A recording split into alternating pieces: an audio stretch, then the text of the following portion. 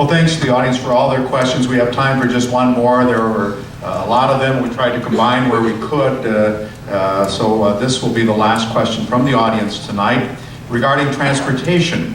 How will you advocate and lead for a balanced, properly funded transportation system in southern Minnesota? Tim Walz. It's done by building coalitions. It's why we're getting Highway 14 done. It's why we're getting a new bridge down in Winona. It's why the federal government got stuck and stuck and stuck for 3 years.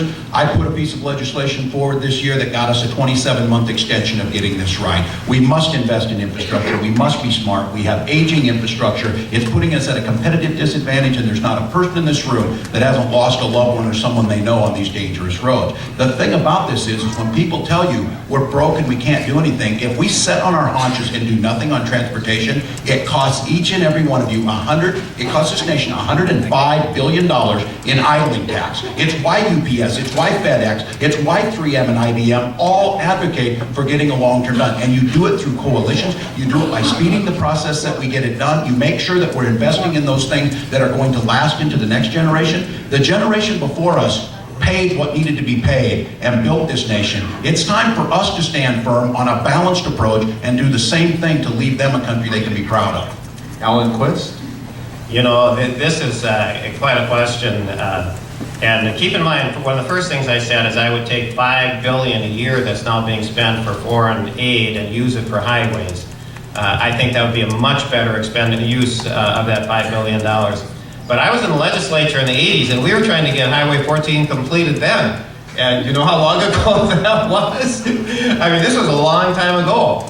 So what's the problem? The problem is the matter of priorities. We spend the money in the wrong places, and we aren't willing to go after the money we are wasting. Wasting $100 billion a year on Medicaid fraud. That is more than 3 times what the federal government spends on roads and bridges every year, okay?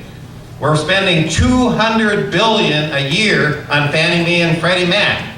That is more than 5 times what we spend on roads and bridges. Are those the right priorities? No. How do we solve that? We solve that by freeing up the engine, the lion of free enterprise, ladies and gentlemen. All right, before we go to closing statements from the candidates, we would like to remind you that tonight's debate was made possible through the financial support of the Otto Bremer Foundation, Prairie Island Indian Community, and the Target Foundation. I'd like to thank Minnesota State University Mankato and the Minnesota State University Student Association for co-hosting this debate with Debate Minnesota. Special thanks to The Uptake for live streaming tonight's debate, and the Minnesota Public Radio for recording tonight's debate for broadcast tomorrow. Mary Underwood is the director of Debate Minnesota. She makes all this happen. One personal note, if I may, I'd like to thank Will Hadlin for creating the Debate Minnesota organization. Will passed away a few weeks ago, but his legacy is going to live on for a long, long time.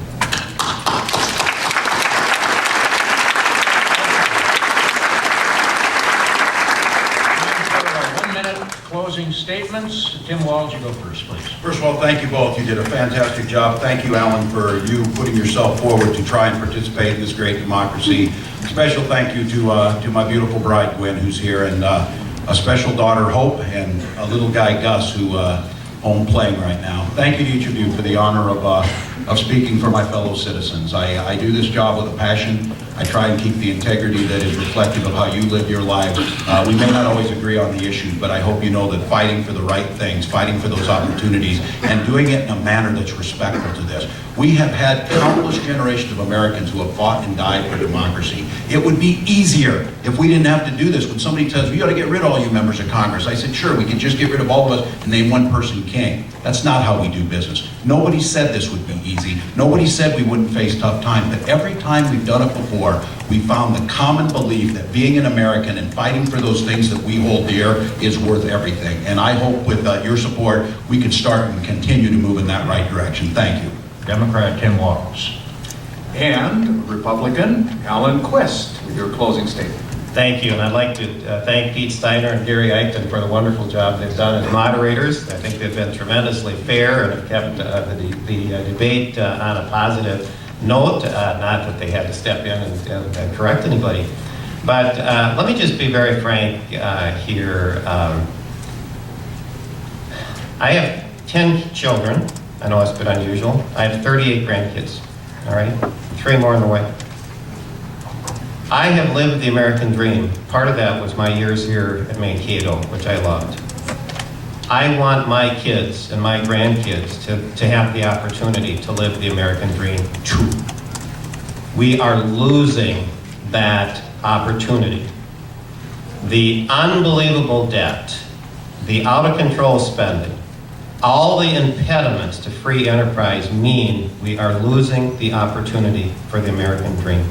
That's the only reason I'm here. We have to turn this train around. It's Republican Alan Quist. And that ends tonight's debate. You can applaud.